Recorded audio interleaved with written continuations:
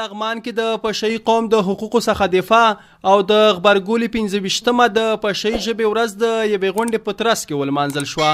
چهارشنبه د وږي 26مه په یاده غونډه کې لغمان والي رحمت الله یارمل سربیره د پشهي ځوانانو متحده ټولنې رئیس حنیف الله شهاب پشهي، د لیوا قومندان، د لغمان د اطلاعات او فرهنګ رئیس اورنګ سمیم، د ملکی او نظامی ادارو مسؤلینو، د پشهي قوم مشرانو، ځوانانو او یو شمیر نورو ګډون کړی وو.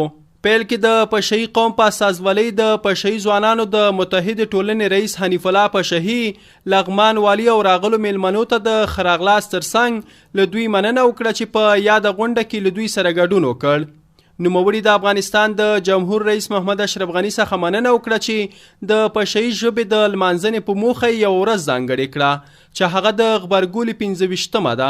نوموړي د حکومت له لوړپوړو چارواکو وغوښتل چې د پشهي قوم لپاره د کار ترڅنګ په ګڼو نورو برخو کې اسانتیاوې برابرې کړي او د دوی ټول قانوني حقوق دي ورته د قانون په چوکاټ کې ورکړل شي.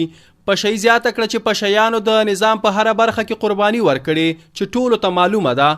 په ورته مهال لغمان والي رحمت الله یارمل پشهي قوم درون او مهم قوم یاد کړ او زیاته یې کړه چې د یاد قوم ځوانانو د هیواد په بیلابیلو برخو کې قرباني ورکړي.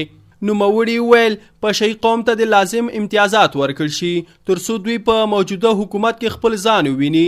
ښاغلي یارمل د یاد قوم اوسیدونکو ته ډاډ ورکړ چې په ملکي ادارو کې به دوی ته د کار ځانګړې زمینه برابره کړي ترڅو د خپلو هیوادوالو خدمت وکړي. بلخوا بیا د اطلاعات او فرهنګ رئیس اورنګ سمیم پشهیان غښتلي یاد کړل او وی ویل هڅه به وکړي چې د لغمان په جریده کې به هم پشهي ژبې ته ځای ورکړي.